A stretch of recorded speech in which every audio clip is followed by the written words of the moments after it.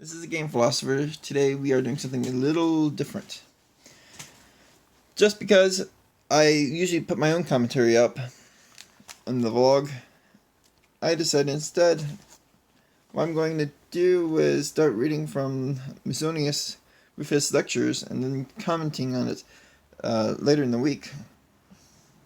Now, if you want to know what Musonius is about, I'm not sure if you can read it very clearly in this camera, but the first lecture is that there is no need of giving many proofs for one problem. Now, the print on this particular book's kind of tiny,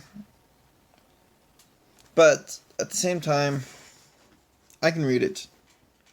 Like, it's big enough to read, but at the same time, it's easy to get lost between the sentences, so just bear with me. Because I'm better at reading, not out loud, but to myself. It's a common problem, probably, but I'm pretty bad at it. I'm just better at reading to myself. But there's really no need for it if you're going to live a virtuous life. And that's for some reason that you need to read out loud, which probably will come in the future for someone. Once, when discussion turned upon proofs and demonstrations, such as beginners might learn from their teachers of philosophy and gaining mastery of whatever they're studying, Musonius said that there was no sense in seeking many proofs for each point, but rather cogent and lucid ones. Thus, as a physician who prescribes many drugs for his patients deserves less praise than the person who prescribes fewer with great success. So the philosopher who teaches his people using many proofs is less effective than the one who teaches his propositions with few. And the pupil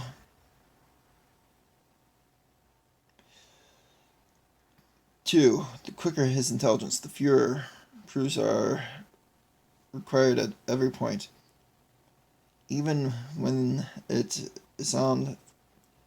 But those who require proofs at every point, even when the matter is perfectly clear, or demand to have demonstrated at length things which could be explained briefly, are completely inept and dull-witted.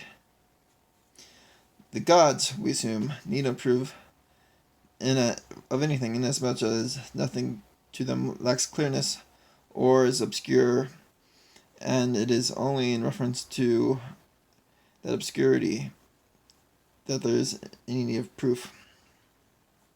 Man, however, must seek to find out that which is not made plain or self-evident through the medium of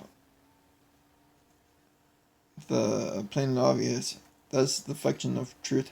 Take, for example, the proposition that pleasure is good. At first sight, we may not recognize it as true, since we find that at first that pleasure appeals to what is good, or appeals to us as a good. But starting from the generally accepted premise that everything good is desirable, and adding to it that second equally acceptable premise that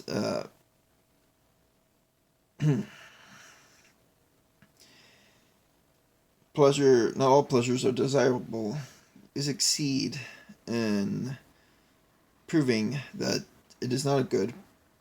That is, we prove the unknown or unrecognized by means of the known or recognized. Or again, toil is not an evil, is not on the face of the persuasive proposition, while its opposite, that toil is an evil, seems more persuasive. But starting from the known and accepted premise that every evil is a thing to be avoided, and adding to it another obvious one, namely that many forms of toil are not in the category of things to be avoided, we conclude that toil is not an evil. Since this, then, is the nature of proofs, when we consider that some men are quicker of wit and others duller, that some are reared in better environments, others in worse. Those of the latter class being inferior in character and native disposition will require more proofs and more diligent attention to be led to master the teachings in any question, and to be molded by them, just as the defective physique, when the goal is to restore perfect health, require every diligent and prolonged treatment. On the other hand, such peoples of finer nature and have enjoyed better training will more easily and more quickly and with fewer proofs assent to sound reasoning and put it to practice. How true is this is that we may readily recognize if we chance to know two lads or young men of whom one is being reared in luxury, his body effeminate, his spirit weakened by soft living, and having besides a dull and torpid disposition, the other reared in somewhat a Spartan manner, unaccustomed to luxury, practiced in self-restraint, and ready to listen to sound reason. If then we place these two young men in the position of the pupils of a philosopher, arguing that death, toil, poverty, and the like are not evil, or again that life, pleasure, and wealth, and the like are not goods, to imagine what will give heed to the argument in the same fashion, and will be persuaded in some degree as the other. Far from it. The one reluctantly and slowly and fairly pried loose by 1,000 arguments will perhaps and then give a sign of assent. Of course, the dullard.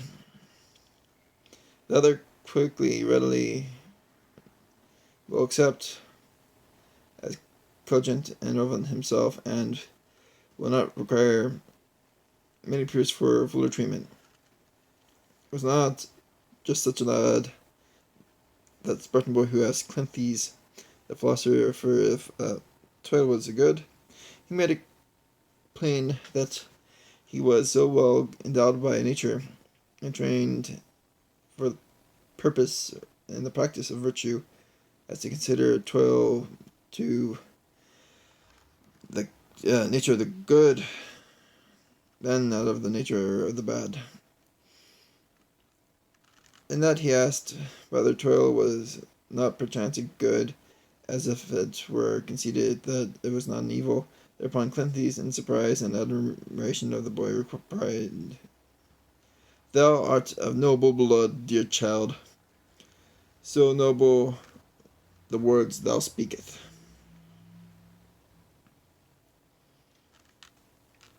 Can you doubt that such a lad would have given readily persuaded not to fear poverty nor death of any kind, the things which seem terrible, and again, not to seek wealth, nor life, nor pleasure?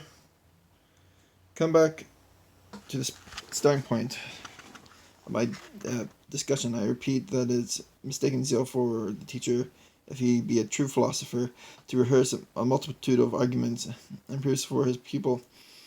He should rather touch upon each one with just measure, and seek to penetrate the very intellect of his hearer, and present persuasive arguments, and such cannot easily be refuted.